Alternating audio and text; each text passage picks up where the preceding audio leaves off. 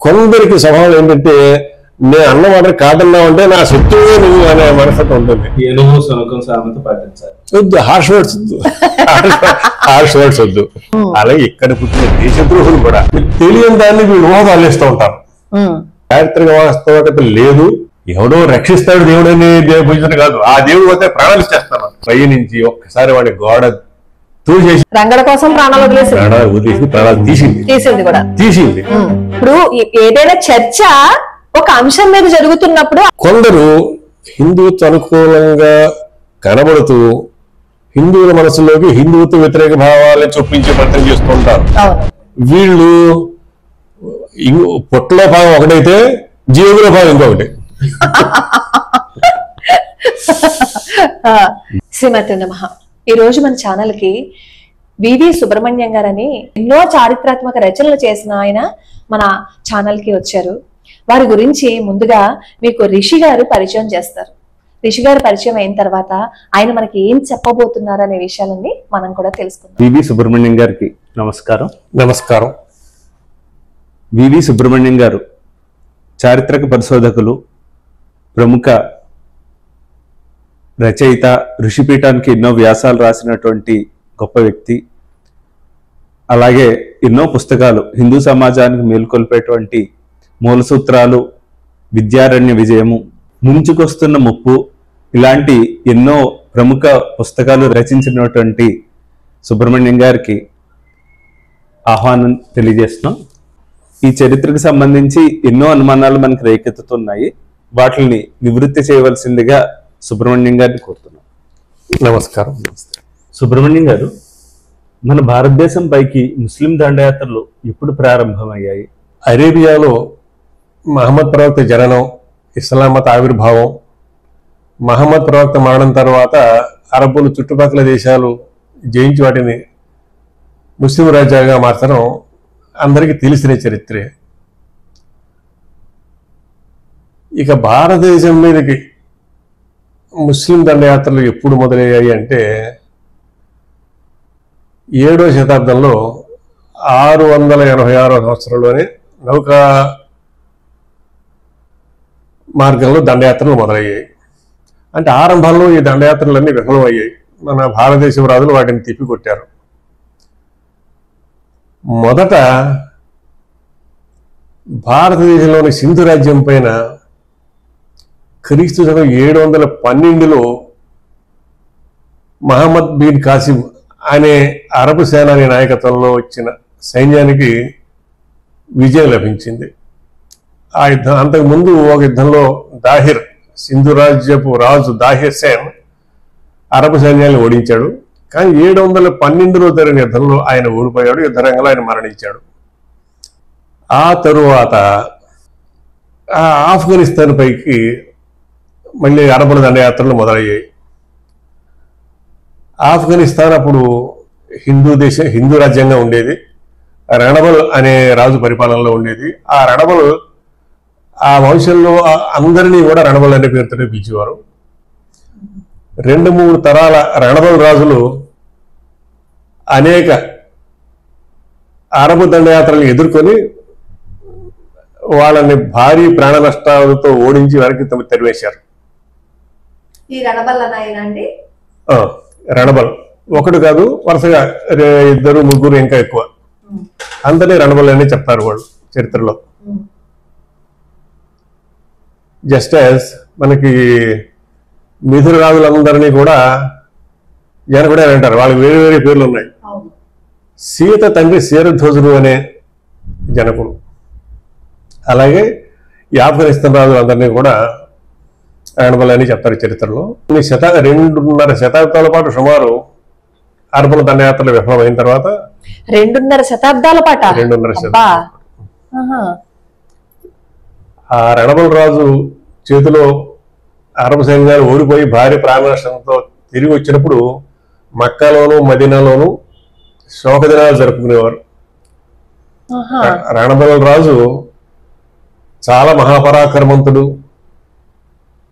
దుర్జయుడు అయిన మహావీరుడుగా అరబ్బులు జానపద కథలు కట్టుకుని చెప్పుకునేవారు, పాటలు పాడుకునేవారు. అంటే ఇప్పుడు మనమేమో భట్టి విక్రమార్క కథలు ఎలా అలాగా చెప్పుకుంటామో అలాగా ఆహా. ఈ విక్రమార్కుడు మనకి భారతదేశ మధ్యభాగంలో ఉన్నాడు కనుక మన ప్రజలందరికీ తెలిసి చెప్పుకుంటాం. ఆ అరేబియా నుంచి వచ్చి దారిలో ఆఫ్ఘనిస్తాన్ లో ఉన్న రాజు కనుక రణబాగ్ గురించి మనం పెద్ద చెప్పుకోవడం లేదు, అరబులు చెప్పుకునేవారు. అయినా మన రాజు గురించి వాళ్ళు చెప్పుకుంటున్నారు అంటే నిజంగా అది కూడా మనకి తెలియట్లేదు, ఎందుకంటే మన చరిత్రలో మన హిందూ రాజుల గురించి మనకి చెప్పట్లేదు.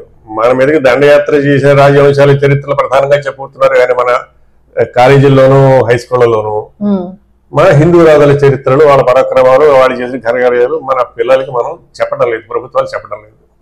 867వ సంవత్సరంలో 712లో సింధు రాజ్యం అరబులకి వశమైందని చెప్పుకున్నాం కదా. ఆఫ్ఘనిస్తాన్ ఈనాడు అరబులకి రాగలేదు. అరబ్ దండయాత్రలు అన్ని కూడా విఫలమయ్యారు, వాళ్ళు భార్య నష్టం వెళ్ళిపోయారు. యాకూబ్ అనే ఒక టర్క్ రాజు, అంటే టర్క్ జాతి అనమాట. యాకూబ్ అనే అతనితో యుద్ధం వచ్చింది 867లో.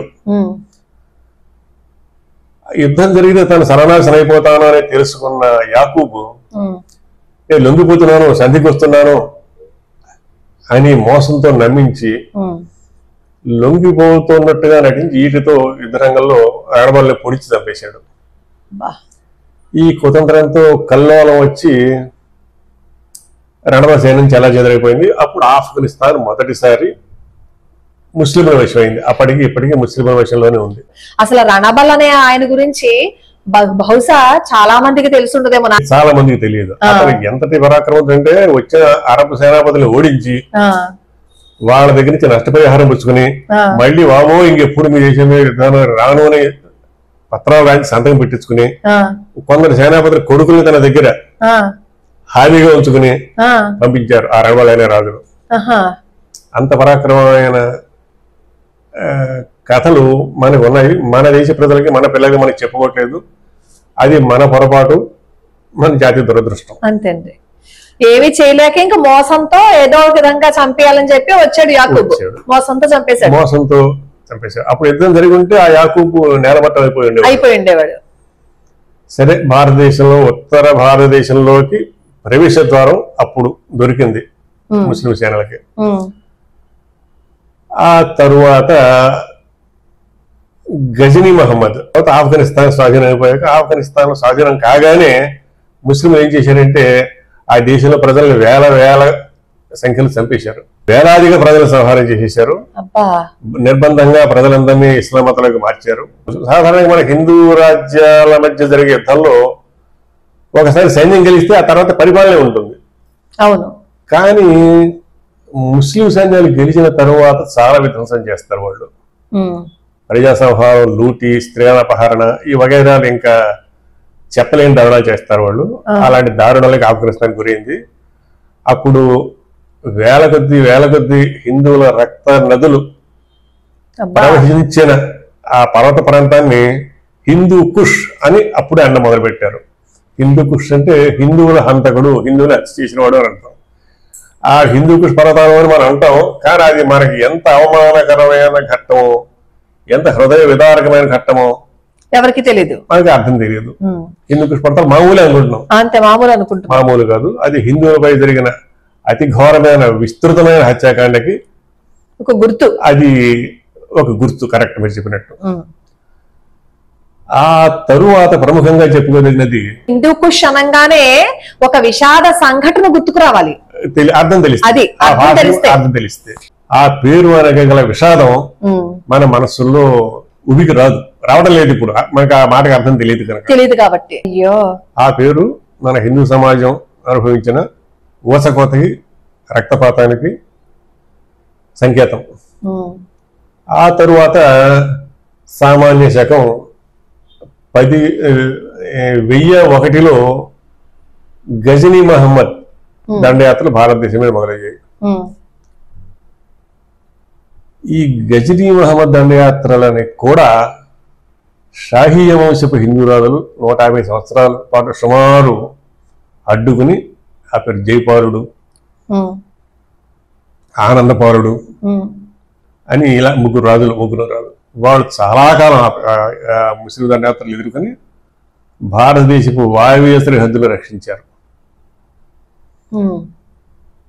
అంటే యుద్ధ తంత్రాలలో మనకి వాళ్ళకి తేడా ఉంది. మనం ధర్మయుద్ధం చేసేవాళ్ళం, వాళ్ళు కపట యుద్ధం చేసేవారు. యుద్ధ తంత్రాలని మన వాళ్ళు అర్థం చేసుకుని మార్చుకోకపోవడం కారణంగా చివరికి ఈ షాహీ వంశం అంతరించిపోయింది. షాహీ వంశం అంతరించిపోయాక గజనీ మహమ్మదు ఈనాడు ఉత్తర భారతదేశం అనుకుంటా ఉన్న గంగా మైదాన ప్రాంతాల్లోకి దండయాత్రలు చేయడానికి అతనికి వీలు చిక్కింది. అతను మనకు తెలిసిందే, ఈ సోమనాథ్, కన్యాకుబ్జం 17 దండయాత్రలు చేశాడు, అనేక దేవాలయాలు ధ్వంసం చేశాడు. వందల ఒంటల మీద భారతదేశం సంపద తరలించిపోయాడు తన రాజధాని గజనీకి. ఇదంతా మనకి తెలిసిన చరిత్రే. అప్పుడు మొదలైంది. ఆ గజనీ మహమ్మద్ కాలంలో ఈనాడు పాకిస్తాన్గా ఉన్న ప్రాంతం ముస్లిం పాలనలోకి వచ్చింది. అక్కడ తరతరాలు శతాబ్దాలు, ఈనాడు పాకిస్తాన్ ముస్లింల పాలనలోకి వచ్చింది అంటున్నారు. అంటే అప్పటి వరకు అది హిందూ భారతదేశంలో భాగమేగా, హిందూ ప్రాంతం. అది మనం తెలుసుకోవాలి అసలు ముందు. సింధు తీర ప్రాంతము, వేదాలు పుట్టిన పవిత్ర భూమి ఈనాటి పాకిస్తాన్. అలెగ్జాండర్ వచ్చినప్పుడు అతన్ని ఎదుర్కొని వీరోచితంగా పోరాడిన పురుషోత్తముడు పంజాబ్ ఆ ప్రాంతం వాడే. తరువాత కానీ అప్పుడు ముస్లింల స్వాధీనమైన ఆ ప్రాంతం అనేక శతాబ్దాలు వాళ్ళ పరిపాలనలోనే ఉండిపోవడం వల్ల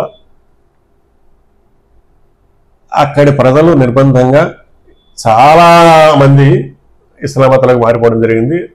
అదే అంతిమంగా పాకిస్తాన్గా ఏర్పడింది. అది గజనీ మహమ్మద్ వరకు. ఆ తరువాత గజనీ మహమ్మద్ ఉత్తర భారతదేశం మీదకి, అంటే ఇప్పుడు ఈ గంగా మైదానం ప్రాంతంలో కూడా దండయాత్రలు చేశాడు. కానీ యుద్ధంలో గెలిచి దోచుకుని వెళ్ళిపోయేవాడు. ఇతని తరువాత సామాన్య శకం హిందూ రాజుల మధ్య జరిగే యుద్ధాలకి ముస్లింలతో జరిగే యుద్ధాలకి ఒక తేడా ఉంది. హిందూ రాజులకి సైన్యాల మధ్యనే జరిగేవి. యుద్ధ రంగం పక్కన పొలాలు, రైతులు ఉంటే వాళ్ళకి ఏ రకమైన ఇబ్బంది ఉండేది కాదు. సైన్యాలు మాత్రమే యుద్ధం చేసుకునేవి. అది కూడా ధర్మయుద్ధం. గెలిచిన రాజు ఓడిపోయిన రాజ్యపు ప్రజలని తన సొంత ప్రజల్లాగే పాలించేవాడు. వాళ్ళ మతాలకి, ఆచారాలకి ఏ నష్టమో కనిపించేవాడు కాదు, కలగనిచ్చేవాడు కాదు. మరి ముస్లిం సైన్యాలు ఓడిపోయాక యుద్ధ సమయంలో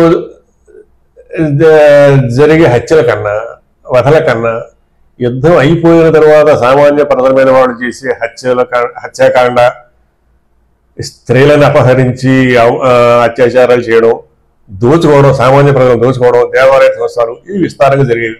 అందువల్ల రక్తపు టేర్లు అనే మాట వచ్చింది. సైన్యాలు మాత్రమే యుద్ధం చేసుకుని సైన్యాలు మాత్రమే చంపుకుంటూ చచ్చిపోతూ ఉంటే అంత నరవధ ఉండేది కాదు. కానీ ముస్లింల యుద్ధ పద్ధతి అది కనుక కపట యుద్ధం చేయడం, యుద్ధానంతరం సామాన్య ప్రజల మీద హింసాకాండ, దోపిడీ, అత్యాచారాలు, అపహరణలు చేయడం వాళ్ళ పద్ధతిగా ఉండేది. మన వాళ్ళకి ఎన్ని చూసినా సరే తమ పద్ధతుల్ని సరిదిద్దుకునే ఆలోచన రాలేదు. అది ఏమిటంటే మన జాతీయ దురదృష్టం. తర్వాత ఎవరు వచ్చారండి గజనీ మహమ్మద్ తర్వాత దండయాత్ర? గజనీ మహమ్మద్ తరువాత గోరీ మహమ్మద్. గోరీ మహమ్మద్ మొదట గుజరాత్ మీదకి దండయాత్రకు వెళ్ళాడు. అక్కడ సోలంకి రాజవంశపు రాణి నాయకీ దేవి చేతిలో ఘోరంగా ఓడిపోయి వెనక్కి వెళ్ళిపోయాడు. కానీ ఎవరికి తెలియదు. మన చరిత్రలో మనం ఏంటంటే మన ప్రస్తుతం భారతదేశ చరిత్రని మన పిల్లలు ఎలా చెప్తున్నామంటే మన మీదకి దండెత్తి వచ్చి మనని పరిపాలించిన విదేశీ పాలకుల చరిత్రగానే చెప్తున్నాం. అవును. మన హిందూ రాజుల ఘనత, వీళ్ళు సాధించిన విజయాలు, వీళ్ళ ప్రత్యేకతలు మన పిల్లలకి చెప్పటం లేదు.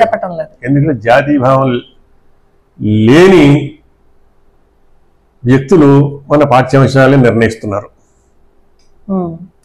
దీన్ని ఎవరైనా మారుతాం చూస్తే అబ్బో అబ్బో అబ్బో అబ్బో ఏదో దావడం జరిగిపోతుందని చెప్పి అల్లరి చేసేవాడు కూడా మన మధ్యనే ఉన్నారు. అవును. సరే వాళ్ళ పేర్లు చెప్పుకోవడం ఇప్పుడు అనవసరం ప్రస్తుతం కనుక. ఆ తరువాత సుమారు 1175 ఆ ప్రాంతం అని గుర్తు. గూరి మహమ్మద్ ఈ గుజరాత్లో ఓడిపోయింది. తర్వాత 1191లో అజ్మీర్ పాలకుడు పృథ్వీరాజు మీద యుద్ధానికి వచ్చాడు. 1191. మొదటిసారి ఆ యుద్ధం స్థానేశ్వరంలో యుద్ధం జరిగింది. మహమ్మద్ గోరి ఓడిపోయి వెళ్ళిపోయాడు. స్థానేశ్వరంలో జరిగింది యుద్ధం. స్థానేశ్వరంలో జరిగింది, తర్మాయి అంటారు. తరువాత సంవత్సరం మళ్ళీ యుద్ధానికి వచ్చాడు. ఈసారి ఒక కుతంత్రాన్ని ఉపయోగించాడు. ఆ కుతంత్రం వర్ణి చెప్పాలంటే ఎక్కువ టైం పడుతుంది. వీళ్ళు యుద్ధం వాయిదా పడింది అనుకుని, యుద్ధం లేదు అనుకుని పృథ్వీరాజు సైన్యం ఆ రోజు విశ్రాంతిగా భావించి నిద్రలో ఉండగా తెల్లవారుజామున మాయోపాయంతో అతను దాడి చేసి సంసిద్ధంగా లేని పృథ్వీరాజు సైన్యాన్ని ఒక పూట యుద్ధం తర్వాత ఓడించాడు. పృథ్వీరాజు ఆ యుద్ధంలో చనిపోయాడు. అప్పుడు అజ్మీర్ రాజ్యం అతని వశమైంది. ఢిల్లీలో ఉన్న రాజు అప్పటికి పృథ్వీరాజు సామంతుడు. పృథ్వీరాజు చక్రవర్తి, అజ్మీర్ అతని రాజధాని. ఢిల్లీలో అతని సామంతుడు ఉండేవాడు. ఢిల్లీ అప్పటికి రాజధాని కాదు, ఎంత ప్రాముఖ్యంగా ఢిల్లీకి లేదు. ఆ తరువాత ఘోరీ మహమ్మద్ తన సేనాని, తన బానిస అయిన కుతుబుద్దీన్ ఐబక్ని ఢిల్లీ సుల్తాన్గా నియమించి తన వెనక్కి వెళ్ళిపోయాడు. అంటే 1192. అప్పటి నుంచి భారతదేశంలో ఢిల్లీ కేంద్రంగా మహమ్మదీయ సుల్తానుల పరిపాలన మొదలైంది. మరి అదేంటంటే నాకు ఒక సందేహం, 1192లో ఢిల్లీ సుల్తానుల పరిపాలన మొదలైతే మరి రామానుజాచార్యుల వారు ఢిల్లీ సుల్తాన్ దగ్గరికి వెళ్ళారని బీబీ నాచియార్ కథ చెప్తారు కదండి. ఈ వైష్ణవ సంప్రదాయంలో బీబీ నాచియారమ్మ గురించి ఈ కథ, ఈ నేరేటివ్ ప్రచారంలో ఉంది.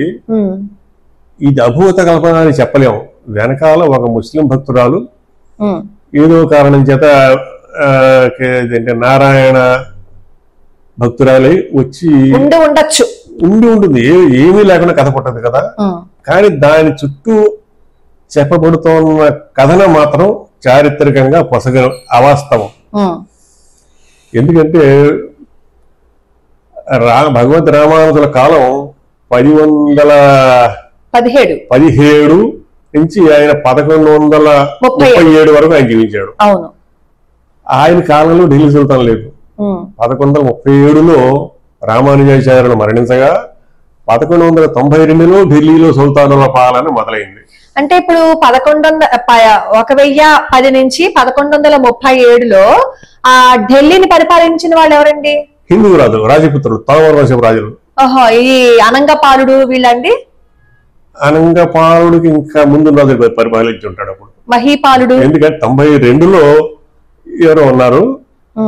92 ముందు 37 అంటే 37 కూడా రామానుజులు ఢిల్లీ వచ్చారు అని చెప్పడానికి ఆస్కారం లేదు. ఎందుకంటే చివరి 20 రోజులు ఆయన ఏ పదవి లేకుండా విశ్రాంతిగా ఉన్నారు, శిష్యుడికి బాధ్యత చెప్పి.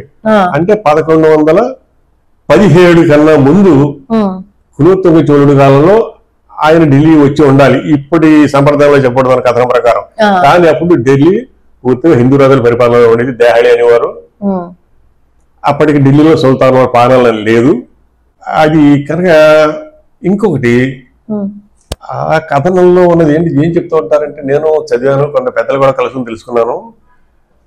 ఈ మెల్కోటే అంటే కులోత్తుంగ చోళ చక్రవర్తి వల్ల కొన్ని ఇబ్బందులు పడి ఆయన నుంచి తప్పించుకోవడానికి ఆయన మెల్కోటే వీళ్ళు ఉన్నారు కొన్నాళ్ళు. అప్పుడు జరిగింది ఈ కథ అని చెప్తారు. ఆ కాలంలో ప్రస్తుతం చలామణిలో ఉన్న నేరేటివ్ని బట్టి అయితే 1117కి ముందే రామానుజాచార్యులు ఢిల్లీ సుల్తాన్ దగ్గరికి వెళ్ళి ఉండాలి. కానీ అప్పుడు ఢిల్లీ సుల్తాన్ లేడు. 1192లో వచ్చాడు మొదటి సుల్తాన్. అంతేకాదు, ఢిల్లీ సుల్తాన్ లేకపోవడమే కాదు, ఆ టైం కన్నా ముందే దక్షిణ దేశం మీదకి ముస్లిం దండయాత్ర జరిగి ఉండాలి. దేవాలయాలను ధ్వంసం చేసి ఈ విగ్రహాలు తీసుకుపోవడం జరిగి ఉండాలి.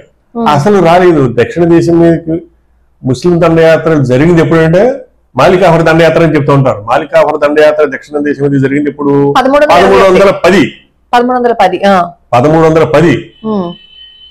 కనుక 1137కో 1117కో ముందు దక్షిణ దేశం మీద దండయాత్ర జరగడం, దేవాలయాలు సంవత్సరం విగ్రహాలు ఎత్తుకోవడం అనే సంఘటన జరగలేదు. ఇది అందరికీ తెలిసిన చరిత్ర. అయితే కొందరు పెద్దల్ని ఈ విషయం అడిగాను, నిజమే కానీ ఇంకోటి అయి ఉంటుందండి, ఈ సుల్తాన్ కాబట్టి ఇంకో సుల్తాన్ అయి ఉంటారండి, నిజమేనండి అని అన్నారు వాళ్ళు. కానీ అది పొసగదు. ముఖ్యంగా అక్కడ ఢిల్లీ సుల్తాన్ లేకపోవడం ఆ టైంలో అదొకటి. మెల్కోటి దేవాలయం మీద దండయాత్ర జరగడం, దేవాలయ సంవత్సరం విగ్రహం ఎత్తుకుపోవడం జరగలేదు, అది ఇంకొకటి. ఈ రెండు కారణాల చేత ఈ నేరేటివ్ పొందనలేనిది. మరి ఎందుకు కొనసాగిస్తున్నారు అంటే బహుశా వాళ్ళకి దురుద్దేశం కాదు, కొంత కథ వాళ్ళకి తెలుస్తుంది ఏదో బ్రాడ్గా, తెలియని దాన్ని వీళ్ళు ఊహతో అల్లేస్తూ ఉంటారు. ఊహతో అల్లేసినప్పుడు పొరపాట్లు వస్తాయి, చరిత్రకి పొసగనివి. కేవలం భక్తి ప్రధానమైన వాళ్ళకి చారిత్రకంగా రైటో తప్ప వాళ్ళకి అవసరం లేదు కదా, కేవలం వాళ్ళ భక్తి భావాన్ని ప్రకటించడం ఒక్కటే వాళ్ళ ఉద్దేశం. కనుక వాళ్ళకి దురుద్దేశంలో ఆపాదించక్కర్లేదు. కానీ ఆ చెప్పిన కథ వెనక ఉన్న చారిత్రక వాస్తవం ఏమీ లేదు. అది కనుక ముఖ్యంగా మనం తెలుసుకోవాలి. తర్వాత ఇంకా ఆ ఎవరు మరి భీమనాంజనం ఎవరు అనేది ఇప్పటి వరకు ఆధారాలతో సహా ఎవరు నిరూపించలేము. కానీ స్థూలంగా మనం అనుకోవచ్చు, ఒక ముస్లిం అయితే అంటే ఒకటి ముస్లింలు భారతదేశంలో ఎక్కడెక్కడో ఉన్నారు, 7వ శతాబ్దం నుంచి ఉన్నారు. ఎవరో ఒక భక్తురాలు స్థానికంగా ఉన్న ప్రభావం వల్ల కేశవ స్వామి మీద భక్తితోటి వచ్చి అక్కడ ఆయన పట్ల విపరీతమైన భక్తి ప్రదర్శించి ప్రాణత్యాగం చేయడం, అంతర్ధానం అయిపోవడము, ప్రాణత్యాగం చేయడం జరిగి ఉండొచ్చు. ఆవిడికి ఆ వైష్ణవ లెజెండ్లో ఒక స్థానం కల్పించబడి ఉండొచ్చు. దాన్ని మనం డినై చేయక్కలేదు. ఆ భీమనాంచారమ్మ భక్తిని, ఆ భక్తురాల భక్తిని మనం ప్రశ్నించవలసిందే, మెచ్చుకోవాల్సిందే, గుర్తుంచుకోవాల్సిందే. ఎవరైనా ఈనాడు అప్పుడైనా సరే ఎవరైనా ముస్లింలు కానీ ఇతర మతస్థులు కానీ హిందూ సాంప్రదాయాల మీద, హిందూ దైవాల మీద, హిందూ దేవాలయాల మీద భక్తిని ప్రదర్శిస్తే మనం స్వాగతం చెప్పాల్సింది, సంతోషించవలసింది, దానికి అభ్యంతరం పెట్టలేదు. కానీ ఈ ఢిల్లీ సుల్తాన్ దగ్గరికి వెళ్ళారు రామానుజాచార్యులు, వాళ్ళని ఇంప్రెస్ చేశారు, వాళ్ళ మీద చాలా గౌరవించి విగ్రహం చూపించారు అనే మాట చెప్పుకుంటూ ఏమవుతుందంటే ఎవరైనా చరిత్ర తెలిసిన ఇతర మతస్థులు ఉంటే వీళ్ళ కథని ఇలాంటి వారా కట్టువారు అని అపహాస్యం చేస్తారు. కనుక పైగా ఇంకొకటి, కొందరు ప్రామాణికులైన పెద్దలు ఈ నేరేటివ్ తయారు చేశారు, ఎప్పటికీ చెప్పుకుంటున్నారు. ఈవేళ మార్చుకోవడం కష్టమైతే కష్టపడాల్సిందే, లేదా చరిత్ర వాస్తవం ఇప్పుడు. ఎందుకంటే మాలికాహుర దండయాత్రలో జరిగింది అనే మాటకు పొసగకపోవడానికి ఇంకొకటి ఏమిటంటే, మాలికాహుర దండయాత్ర చేసిన సమయంలో ఉన్న వైష్ణవ ప్రముఖాచార్యుడు ఈయన ఎవరు, మన రామానుజాచార్యులు కాదు, వేదాంత దేశుడు. అది సుప్రసిద్ధ వైష్ణవ లెజెండ్ లోనే వాళ్ళు చెప్పి కథనంలోనే ఉంది. శ్రీరంగం మీద మాలికాహుర సైన్యాలు దండయాత్ర చేసినప్పుడు అక్కడ వేదాంత దేశుడు అనేక వేల మంది పురజనులతో పాటు వేదాంత దేశికులు సుదర్శన భట్టర్ పిల్లల్ని, ఆ సుదర్శన భట్టర్ రాసిన ఒక పుస్తకం శృతి ప్రకాశిగా అనుకుంటాను, సరిగ్గా గుర్తులేదు, అది తీసుకుని బయలుదేరి కానీ తప్పించుకోలేక మాలికాహుర సైన్యం చేతిలో కొన్ని వేల మంది ప్రాణాలు తీసుకుపోయారు. ఈయన ఎలాగో తప్పించుకుని వెళ్ళి వేరే ప్రాంతానికి వెళ్ళారు.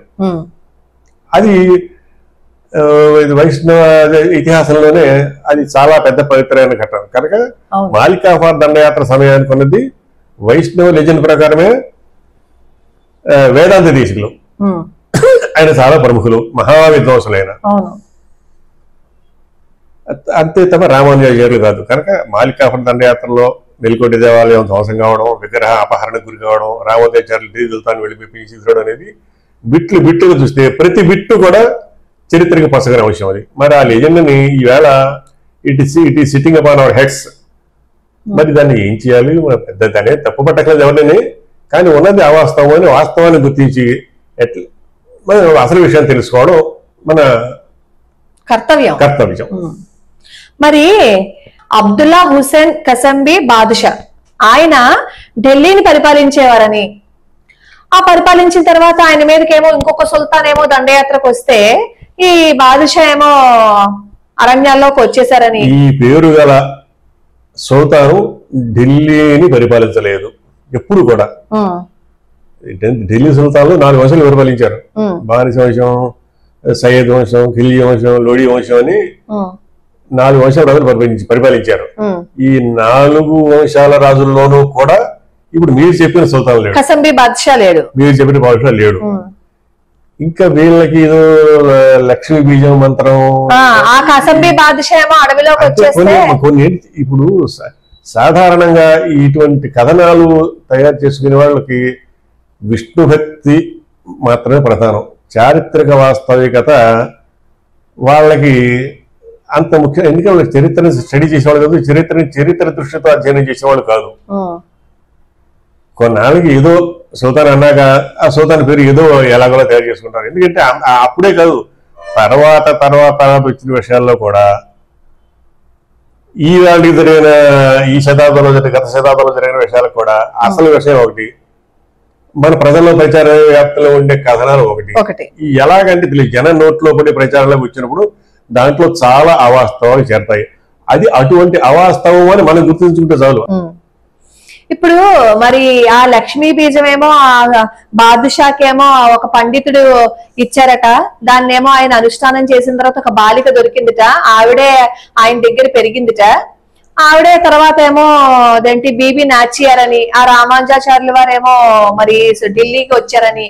మరి ఢిల్లీకి వచ్చింది రామానుజాచార్యుల వారు ఈ బాదుషా దగ్గరికి వచ్చారా, ఏ సుల్తాన్ దగ్గరకు వచ్చారు అనేది అర్థం కాదు. మరి కథనంలో అది ఉండాలి, కథనాన్ని తయారు చేసిన వాళ్ళు అది చెప్పుండాల్సింది. కానీ వాళ్ళకి చారిత్ర జ్ఞానం కానీ చారిత్రక దృష్టి కానీ పెద్దగా లేకపోవడం వల్ల మీరు అడిగిన ప్రశ్నలకి సమాధానం వాళ్ళు చెప్పలేదు, మనకి తెలియదు. ఇప్పుడు వీళ్ళకి విష్ణు భక్తి, ఈ మన శాస్త్రాలు, వీళ్ళు నిష్ణాతులు, విష్ణు ఆరాధనలో నిష్ణాతులు, మంచి భక్తి పరిపూర్ణులు, అంతే తప్ప వీటిలో చారిత్రక వాస్తవికత విషయానికి వస్తే మాత్రం మనం సారీ అని చెప్పుకో తప్పదు. అదే అమ్మాయి పేరేమో సురతాని అని, సుర అంటేనేమో దేవత అని, ఆ తాని అంటేనేమో 2 సంస్కృత పదాలని, ఆ మా ఇంటి దేవత, మా దగ్గర పిల్ల, మా ఇంట్లో ఉన్న అమ్మాయి అన్నట్లుగా దాని విషయాలు నేను వెళ్ళలేదు. కానీ మీరు ఇప్పుడు సురతాని అనే మాట అయితే గురించి ఇవన్నీ తెలియదు. సురతాని అనే మాట మాత్రం సుల్తాని, సుల్తాన్ సుల్తాని పుల్లింగం, సుల్తాని స్త్రీలింగం.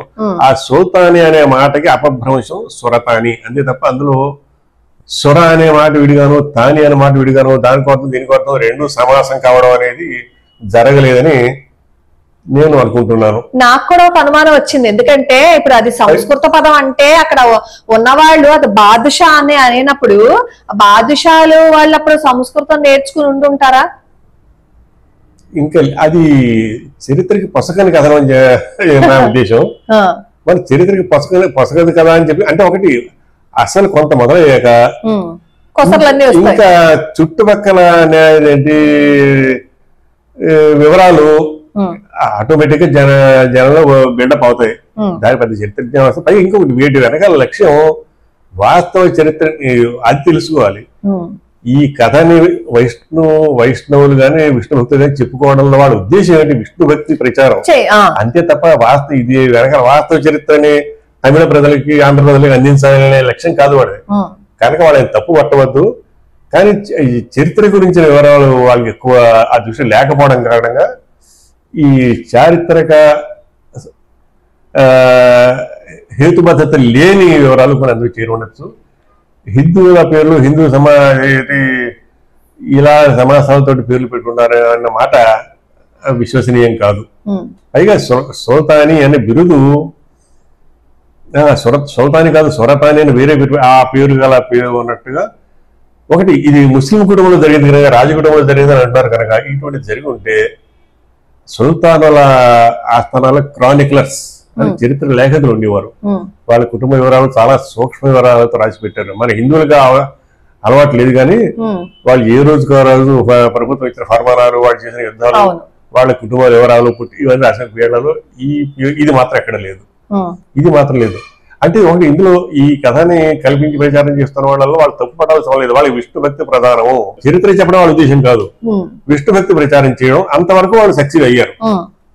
ఎందుకంటే మన ఆళ్వార్లని, నాయనార్లని, రామదాసుని, హనుమాచార్యులని ఎలా స్మరించుకుంటున్నామో అలాగే విష్ణు భక్తి ప్రదర్శించిన ఆ మహిళామణిని కూడా మనం చాలా అభిమానంతో, గౌరవంతో స్మరించుకోవాలి. అంతే తప్ప చారిత్రక వాస్తవం ఉందంటే అది మరి లేదు. మరి లేనప్పుడు ఇంకా మహిళామణి ఎక్కడి నుంచి వచ్చిందండి?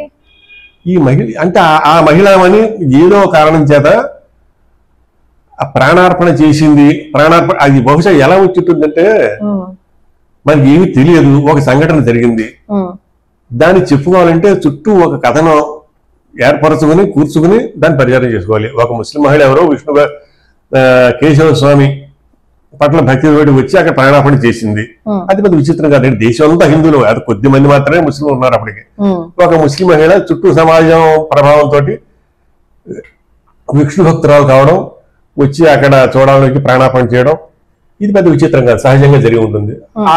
ఆవిడని మనం చాలా ప్రేమతో, భక్తితో, గౌరవంగా స్మరించుకోవడం కూడా చాలా సహజం, వాంఛనీయం. ఇది జరిగింది. ఇది జరిగిన తర్వాత బహుశా అప్పటి పరిస్థితులను ఊహించుకుందాం. ఇది కరెక్ట్ గా కూడా చెప్పడం, జస్ట్ ఊహకే ఊహించుకుంటే అవుతుంది. ఒక భక్తురాలు ముస్లిం మహిళ వచ్చేసి ప్రాణార్పణ చేసింది మన విష్ణుదేవుని పట్ల భక్తితోటి. ఆవిడ గురించి చెప్పుకోవాలి, ఆవిడ వివరాలు తెలియవు, ఆవిడ నేరేటివ్ తెలియదు. అలాంటప్పుడు తెలియనప్పుడు ఏం చేస్తాం, మనం కల్పించేస్తాం.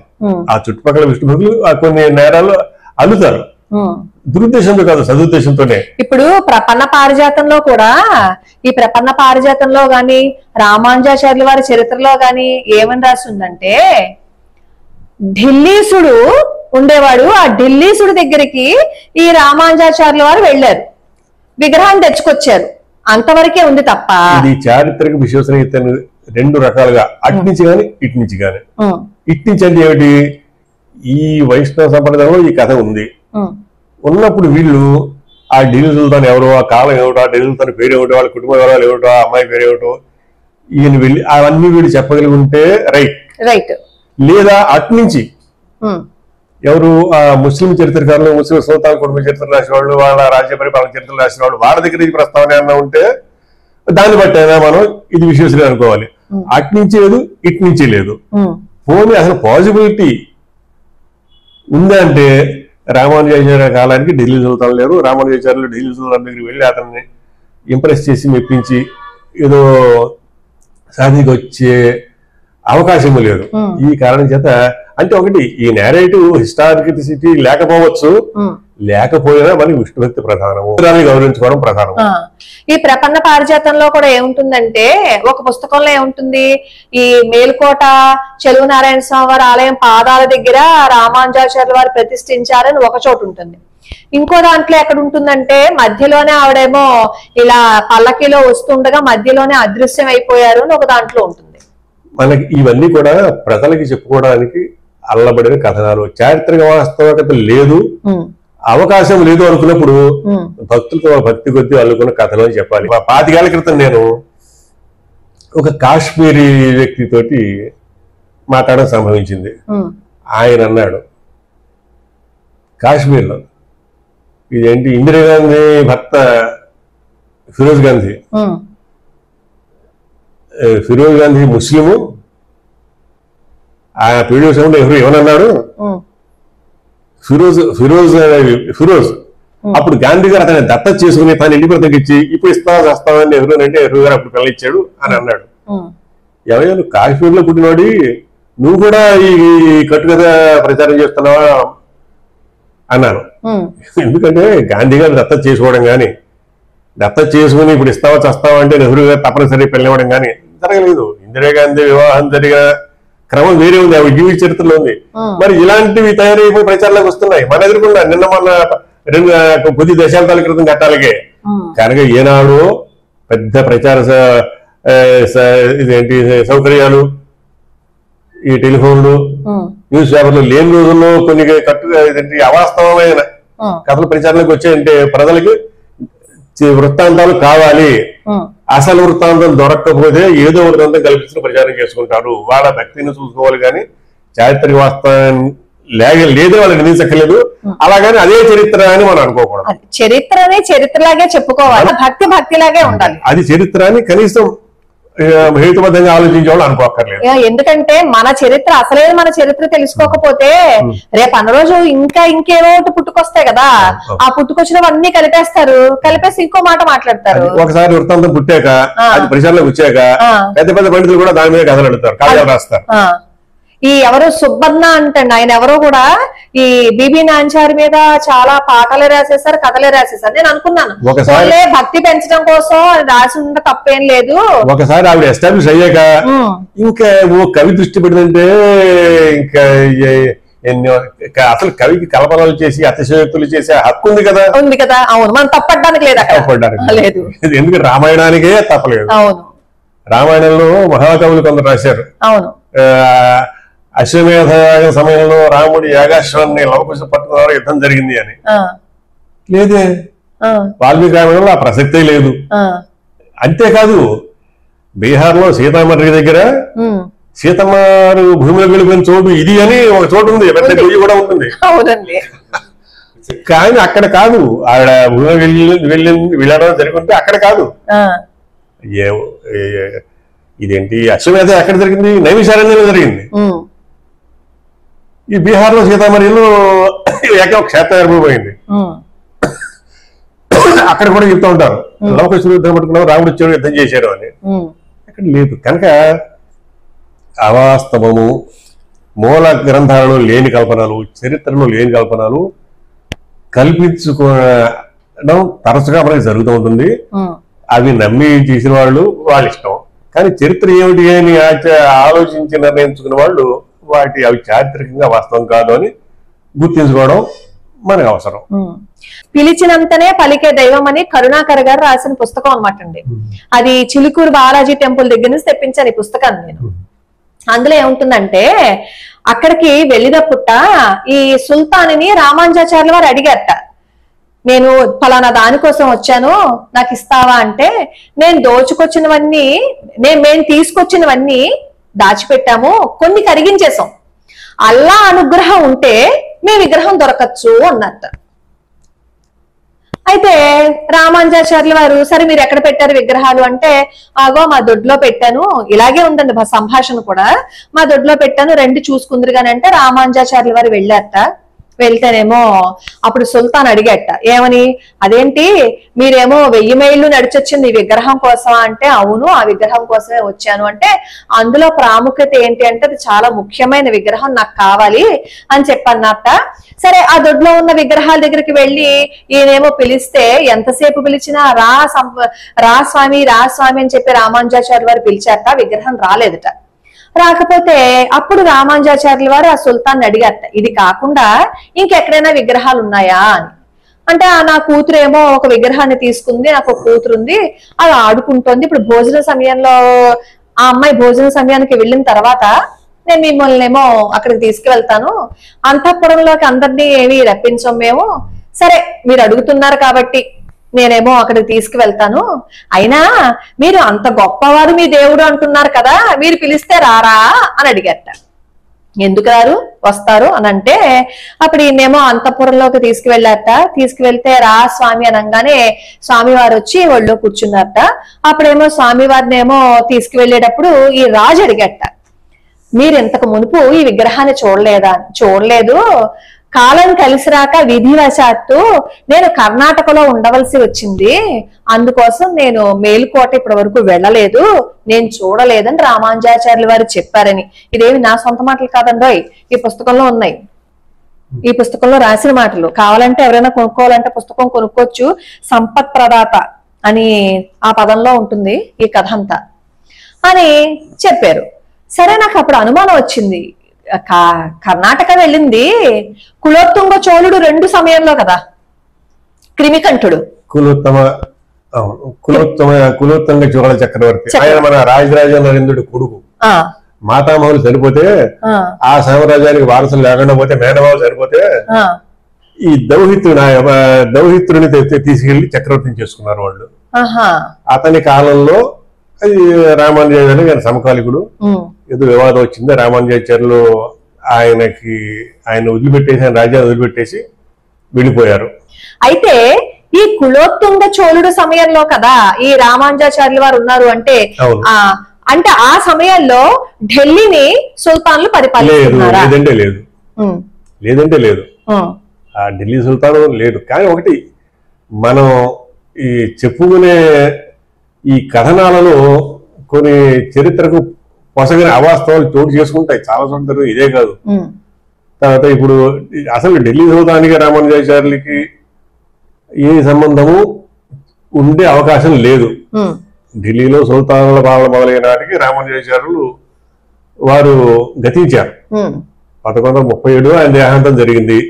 అంతకుముందు 20 సంవత్సరాల నుంచి ఆయన శ్రీరంగం ఆధిపత్యం అంతా ఎవరికి తమ శిష్యుడికి అప్పచెప్పి ఆయన వేరే ఉన్నారు అని చెప్పి చెప్తుంది ఆయన చరిత్ర. 1137లో ఈయన తనువు చాలిస్తే 1192లో ఢిల్లీలో సుల్తానుల పాలన మొదలైంది, బానిస వంశం మొదట. అంటే ఇప్పుడు క్లారిటీగా మన భారతదేశం మీదకి ముస్లింలు దండయాత్రకి వచ్చినది 7వ శతాబ్దంలో అయినప్పటికీ అప్పటికి వాళ్ళు ఆఫ్ఘనిస్తాన్ లో మాత్రమే ఉన్నారు. ఆఫ్ఘనిస్తాన్, సింధ్ అంతే తప్ప ఇంకా అక్కడ దాటి ముందుకు రాలేదు. గజనీ మొహమ్మద్ గాని, గోరీ మొహమ్మద్ గాని. మనం ఈ సందర్భంలో మనం గర్వంగా చెప్పుకోవాల్సింది ఏంటంటే పరమార వంశపు రాజులు, ముఖ్యంగా నాగభట్టు అనే రాజు అరబ్బులు సింధూరు దాటి మధ్య భారతదేశంలో రాకుండా వీరోచితంగా వాళ్ళని తరిమి కొట్టాడు. అబ్బా, మన చరిత్రలు మనం చెప్పుకోవట్లేదు. మరి ఇలాంటి ఘన చరిత్రలు మనకు ఉన్నాయి. భారతదేశం ఇరాన్ లాగా, ఈజిప్ట్ లాగా ఒక్క దెబ్బతో ఓడిపోయే మొత్తం ముస్లిం రాజ్యం ఎందుకు అవ్వలేదు అంటే ఇటువంటి మహావీరులైన రాజుల వల్ల. నాగభట్టు ఆయన పేరు, తెలియని వాళ్ళు తెలుసుకోండి. ఇంకా ఆసక్తి ఉంటే ఆయన చరిత్ర సేకరించి చదువుకోండి, మనకి గర్వం వస్తుంది. మనం రణబల్ని మోసం చేసి చంపారు, ఈ నాగభట్టేమో అంతగా పోరాడారు. ఈ రాజులందరూ ఎవరికి తెలుసండి? ఆ టైంలో, నాగభట్టు టైంలో ఈ ముస్లింలు అక్కడ తమ ఇరాక్ గవర్నర్ రాసుకున్నారు, బాబు ఈ హిందువులో చాలా ప్రమాదకరుడు, ముస్లిం అంటే మరీ కోపం, ఈయన దుర్భరం అయింది, ఈయన జోలికి వెళ్ళమని మమ్మల్ని అనద్దు. రణబల్ గురించి, నాగభట్టు గురించి అసలు ముస్లిం అంటే ఆయన పడదు, చాలా కోపం ఆయనకి. ఇంకో విచిత్రం అంటే సందర్భోచితంగా చెప్తున్నాను, ఈయన నాగభట్టు సింధు రాజ్యాన్ని విముక్తి చేసేసేవాడే మొత్తం అరబ్బుల నుంచి. మొత్తం ఆయన చండ ప్రచండు. కానీ హిందువుల తెలివి తక్కువతనాన్ని ఎలా చెప్పుకోవాలి, ఆ ముల్తాన్ రాజ్యంలో దండాద్రికి వెళ్ళేవారు హిందూ సైన్యం. వెళ్తే వాళ్ళు ఏం చేసేవారు, అక్కడ సూర్య దేవాలయం ఉండేది. ఆ సూర్య దేవాలయంలో సూర్యనారాయణమూర్తి విగ్రహం ఉండేది. అదే ప్రహ్లాదుడికి సంబంధించిన సంఘటన జరిగింది ముల్తాన్. మూలస్థానం అనేవారు, హిరణ్యకశిపుడి రాజధాని. ఆ విగ్రహాన్ని తీసుకొచ్చి ఇద్దరు ముందు పెట్టేవారు. మీరు నా మీద వస్తే విగ్రహం వాళ్ళు పెట్టేస్తాం అనేవారు. అయ్యి బాబోయ్ అంత అపచారం మనం జరిగిస్తామని చెప్పి హిందూ సైన్యం వెనక్కి వెళ్ళిపోయేది. వాళ్ళు తీసుకెళ్లి మళ్ళీ ఆ గుళ్ళ విగ్రహం పెట్టేవారు. హిందూ భక్తులు వెళ్లి వెర్రి గొర్రెలాగా అక్కడ కానుకలు కట్టలు సమర్పించుకునేవారు. అవన్నీ కూడా ఆ ముస్లిం పాలకులు తీసుకున్నారు. ఇప్పుడు అలాగే జరుగుతుంది. అప్పుడు జరిగిందని చెప్పి మనం అయ్యో వాళ్ళు వెర్రాళ్ళు, వారు వెళ్ళరాయడం కాదు. ఇప్పుడు మనం అంతే వెర్రివాళ్ళం. మన దేవాలయాల్లోకి ఈనాటి హిందూ భక్తులు అర్పిస్తున్న కానుకలు ఏమవుతున్నాయి, ఎలా ఖర్చు అవుతున్నాయో తెలిస్తే అబ్బా మనకన్నా ఎక్కువ వెర్రాళ్ళు కాదు వాళ్ళు, ఈనాటి మనమే వాళ్ళకన్నా వెర్రాళ్ళం అని. ఆనాటికి ఈనాటికి కూడా సరే ఇవన్నీ చెప్పుకుని లాభం ఏమిటి? రాజా జయచంద్రుడు కూడా యుద్ధం చేసేటప్పుట ఈ రాజా జయచంద్రుడికి గోవులంటే ఇష్టం. రాజా జయచంద్రుడిని కూడా జయించటం వల్ల కాదని ఆ యుద్ధం చేసేటప్పుడు ఆ గోవుని తీసుకొచ్చి ముందు నిల్చోబెట్టేవారు. తరచుగా నిల్చోబెట్టేవారు. ఒక్క రాజా జయచంద్రుడి సంగతి నేను తెలియదు కానీ జయచంద్రుడు వాళ్ళు హిందూ రాజులతో యుద్ధాలు చేసేటప్పుడు ముందు స్త్రీలను ముందు వరుసలో నిల్చోబెట్టడం తరచుగా చేసేవారు. మరి తరచుగా చేసేవారు. ఎంత కుట్రండి. బ్రాహ్మణుల్ని నిల్చోబెట్టడం, ఆవుల్ని నిల్చోబెట్టడం చేస్తే హిందూ అయ్యో బ్రాహ్మణ చేయం, గోహత్య, స్త్రీ హత్యం అని చెప్పి వీళ్ళు వెనకానికి తగ్గేవారు. వాళ్ళు వచ్చి దున్నేసేవారు. ఇదే కానీ మనకు తెలివి వస్తే ఎలా ప్రవర్తిస్తారు. అస్సాంలో లాచిత్ బట్ఫోకన్ అనే సేనాని మొఘలాయి దండయాత్రలు ఎదుర్కొన్నాడు. ఒక యుద్ధంలో మొఘల సైన్యం ఎదుర్కొన్న మదనావతి, ఆ అమ్మాయి పేరు మదనావతి అమ్మాయి నుంచోబెట్టి సెకండ్ నుంచోబెట్టాడే యుద్ధానికి వచ్చింది. బట్ఫోకన్ అస్సాం సైన్యం హిందూ సైన్యం ఏం చేసిందంటే ముందు బాణం వేసి మదనావతిని చంపేసింది. చేయొచ్చా? చేసి తీరాలి. అవన్నీ కూడా వేరే కండిషన్ లో రూల్స్ అవన్నీ. అవును, పరిస్థితి మారినప్పుడు చంపకపోతే తాటకం సంహరించేటప్పుడు అదే చెప్తాడు విశ్వామిత్రుడు, అదే చెప్తాడు. ఆ మదనావతి పాపం తాటకరానిది కూడా కాదు, ఆవిడ మంచిగా బలంగా చూపించింది. అయినా సరే ఈ దేశ స్వాతంత్రానికి నువ్వు వద్దు, నీ ప్రాణం పోతే ఈ రాజ్యం రక్షించబడుతుంది. ఆ మదనావతితో బాణం చంపేశారు. తర్వాత ముస్లిం సైన్యం చావుగట్టి పంపించేశారు. మొఘల్స్ ఏనాడు కూడా అస్సాంను ఆక్రమించగలిగిపోయారు. ఈ వేళ ఆ సేనాపతి లాచిత్ బట్ఫఖాన్ పేరు మన డిఫెన్స్ సర్వీసెస్ లో ట్రైనింగ్స్ కి అవార్డు కూడా ఉంది. ఈ చరిత్రని మనం అన్ని రాష్ట్రాల్లోనూ ఒక చోట చరిత్ర చెప్పుకోవాలి. మనకి స్వాభిమానం గౌరవం పెరగాలి.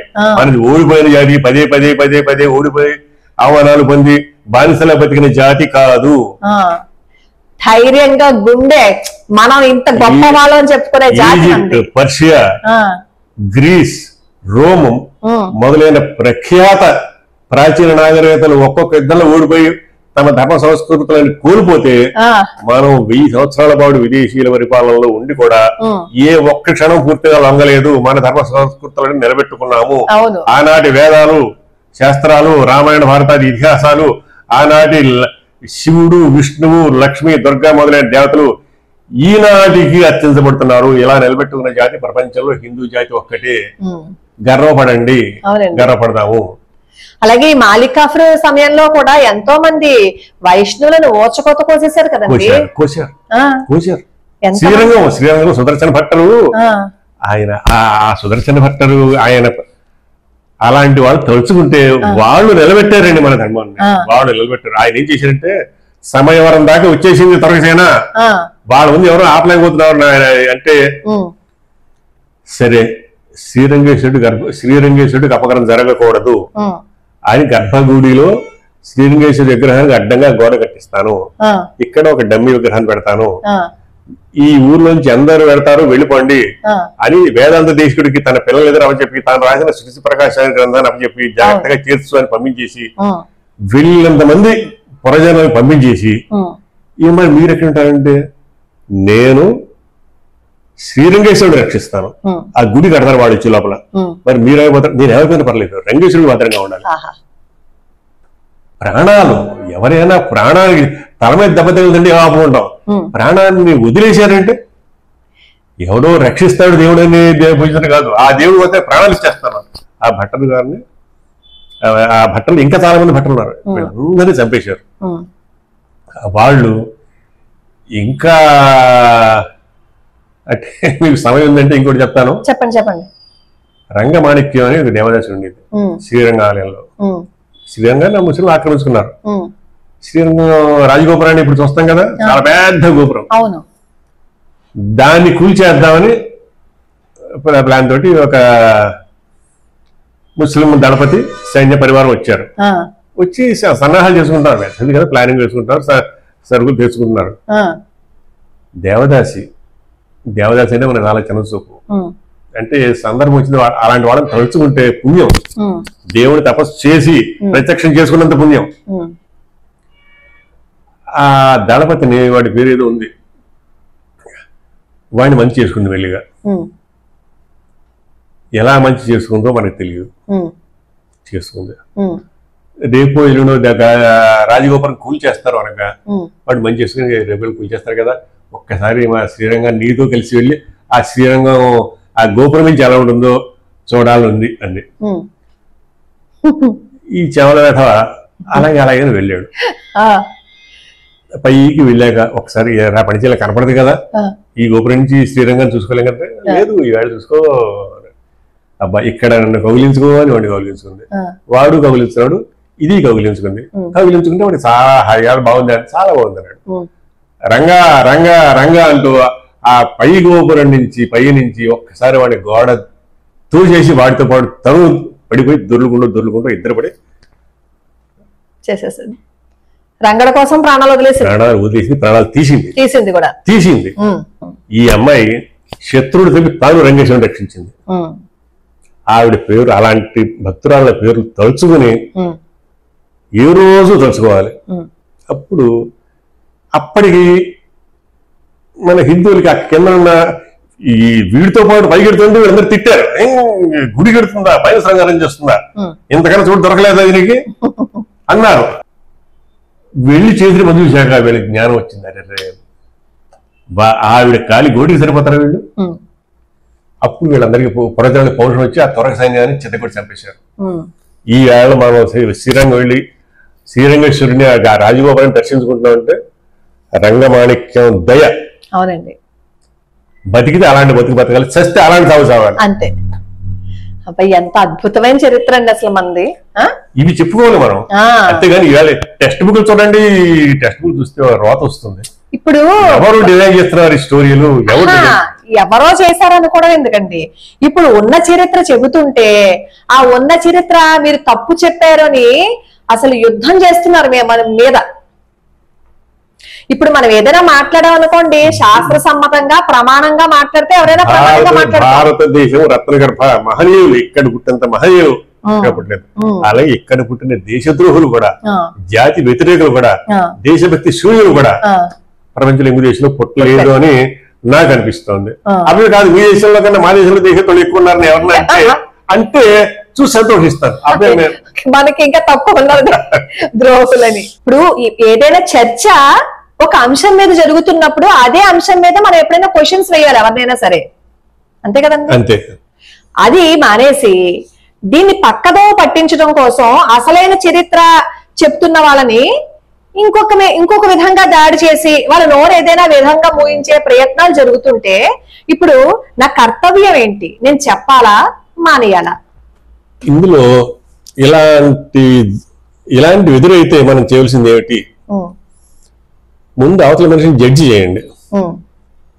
హిందుత్వానికి అనుకూలంగా హిందుత్వం మీద భక్తితో హిందుత్వం ప్రేమతో ఏమన్నా చెప్తున్నారేమో, వాళ్ళు కేవలం మనతో అభిప్రాయ భేదం వల్ల మనతో విభజిస్తున్నారేమో, దాన్ని సహించండి, పట్టించుకోకండి. ఎందుకంటే మనం ఈ పని చేస్తున్నప్పుడు మన మనసులో లక్ష్యం స్పష్టంగా ఉండాలి. హిందుత్వాన్ని ప్రమోట్ చేయడము, హిందూ ధర్మాన్ని రక్షించడము. హిందూ మతం కోసం ఇలాంటి ఒక అభిప్రాయాలు తేడంగా ఉంటాయి. అందరూ ఒకే పద్ధతిలో ఒకే విషయం మీద ఒకేలా ఆలోచించడం మాట్లాడరు. ఇదే పైన ఇంకొక సమాధానం చేస్తారు అనుకోండి, encourage it by all means, do not antagonize them. ఇప్పుడు అభిప్రాయ భేదాలు ఉండడం వేరు, శాస్త్రప్రకంగా చర్చించుకోవడం వేరు. కానీ ఈ శాస్త్రప్రకంగా గాని ప్రామాణికంగా గాని మనం అడుగుతున్నప్పుడు ఈ ప్రామాణికతని మూసేయాలి అంటే ఆ చెప్తున్న వ్యక్తి మీద పర్సనల్ దాడి జరుగుతోంది. పర్సనల్ గా దాడి జరగడం అది ఒక దురదృష్టం. ఎందుకంటే వ్యక్తుల మధ్య ఘర్షణగా ఇవి మారకూడదు, వ్యక్తుల మధ్య ఘర్షణగా మాడకూడదు. మనలా కాకుండా మరొకలా కూడా ఆలోచిస్తుంటే, ఇంకొక రకంగా మాట్లాడుతుంటే విభేదించ వాళ్ళు చెప్పిన దాంట్లో తప్పు. ఇప్పుడు ఇందాక మనం కొన్ని చారిత్రక విషయాలు పొసగని విషయాలని చెప్పుకున్నాం. ఎస్, అలా విషయ ప్రధానంగా మనం వీ కెన్ డిఫర్, విభేదించవచ్చు. వ్యక్తిగతంగా దూషించకూడదు, విభేదాలు పెంచుకోకూడదు. ఎందుకంటే హిందుత్వం కోసం పనిచేసే రకరకాలుగా పనిచేస్తున్నారు. వీళ్ళ మధ్య పనిచేసే పద్ధతిలోనూ మాట్లాడే తీరులోనూ భేదాలు ఉండొచ్చు, కానీ వ్యక్తిగత శత్రుత్వాలు ఉండకూడదు. ఒకవేళ దాన్ని ఎవరన్నా పాటిస్తున్నట్టయితే వాళ్ళకి రెస్పాండ్ అవ్వద్దు, వ్యక్తిగతమైన రెస్పాన్స్ ఇవ్వద్దు, విషయ ప్రధానంగా రెస్పాండ్ అవ్వడం. వ్యక్తిగతంగా ద్వేషానికి ద్వేషం ప్రదర్శించవద్దు. ఎందుకంటే హిందుత్వం కోసం పనిచేసే వ్యక్తులతోటి హిందుత్వాన్ని హాని చేద్దామని చూసే వాళ్ళనే take them to task, counter చేయి, ఏమాత్రం మెరిసి చూపించద్దు. కొందరు హిందుత్వ అనుకూలంగా కనబడుతూ హిందువుల మనసులోకి హిందుత్వ వ్యతిరేక భావాలని చొప్పించే ప్రయత్నం చేస్తూ ఉంటారు. వీళ్ళు పొట్టలో భాగం ఒకటైతే జీవుల భాగం ఇంకొకటి. జీవో కాలిగా మడుకో చుట్టుకున్నావా ఒకటి. వీళ్ళని అలా చూసి ఏరిపారేయాలి.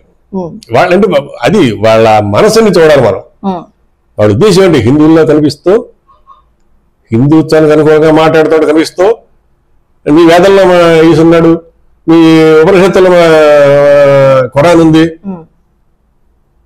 అదే విగ్రహారాధన తప్పు, ఇలాంటి భావాలు ఏమైనా ప్రచారం చేస్తున్నట్టయితే మాత్రం కనిపెట్టి వీడ్ దెమ్ అవుట్. వాళ్ళు కలుపు మొక్కలు లాంటి వాళ్ళు అనమాట. అసలు వాళ్ళ మనసును చూడండి, హిందుత్వానికి అనుకూలమా కాదా.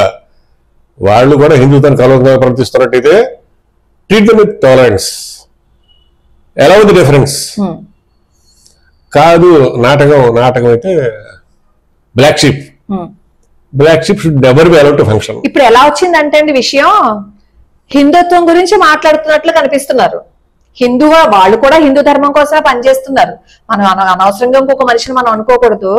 కానీ ఒక హిందూ ధర్మం గురించి ఒక వ్యక్తి పనిచేస్తున్నప్పుడు ఇంకొక వ్యక్తితో భేదాభిప్రాయాలు వస్తే శాస్త్రపరంగా మాట్లాడు, అంతే, విషయప్రధానంగా ఉండాలి తప్ప విషయప్రధానంగా అంతే తప్ప ఇంట్లో విషయాలను పర్సనల్ గాను మాట్లాడితే అది చర్చ అనిపించుకోదు కదా. అది వ్యక్తిగత ఘర్షణ. వ్యక్తిగత ఘర్షణకి ఒకరింటి ఇల్లు కష్టపడడం మంచిది. అది అంటే ఒకటి దీనికి డిబేట్ డిసిప్లిన్ అనే ఉంటుంది కొంత. ఆ డిబేట్ డిసిప్లిన్ మనం పాటించాలి. విషయప్రధానంగా మన అభిప్రాయం చెప్పాలి. మనకన్నా భిన్న అభిప్రాయం వాళ్ళు ప్రదర్శిస్తే దాన్ని సహనంతో వినాలి. ఒకవేళ మనం తప్పేమో అవును అవతల వాళ్ళు తప్పనుకుంటే రీజనబుల్ లాజికల్ గా చెప్పాలి. కొందరికి స్వభావం ఏంటంటే నేను అన్నమాట కాదన్నావు అంటే నా శత్రువే నువ్వు అనే మనస్తత్వం ఉంటుంది. వాళ్ళతోటి చాలా జాగ్రత్తగా హర్ట్ చేయకుండా దూరం తప్పు. అంతేగాని we should not allow the discussion to become a personal quarrel. అంతే. వద్దు, హార్ష్ వర్డ్స్ వద్దు. చాలా సంతోషం అండి, చాలా విషయాలకి మీరు చెప్పారు.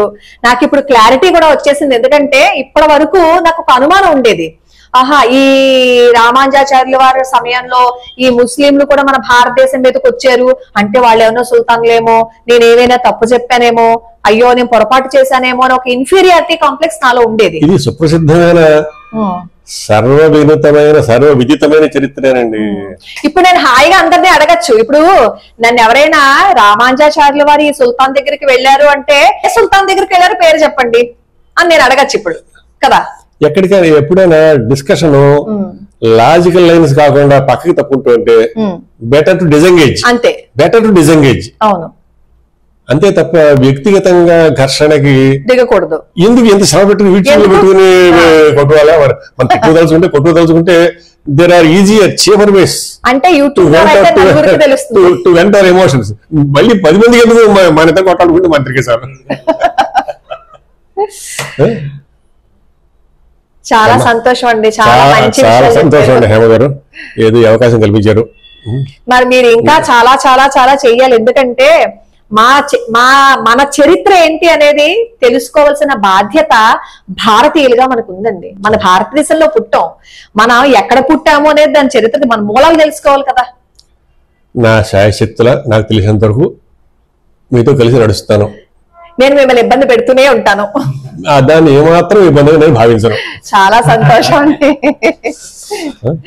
ఋషి గారు, మీకు కూడా చాలా సంతోషం. మీరు చాలా పెద్ద మనసుతో ఆయన తీసుకుని వచ్చారు. చక్కగా అన్ని విషయాలు చక్కగా మాట్లాడుకుందాం. ఇలా హాయిగా చక్కగా మాట్లాడుకుంటే నలుగురికి మంచి విషయాలు తెలుస్తాయి. కొంచెం హెల్దీ డిస్కషన్ అనేది జరుగుతుంది.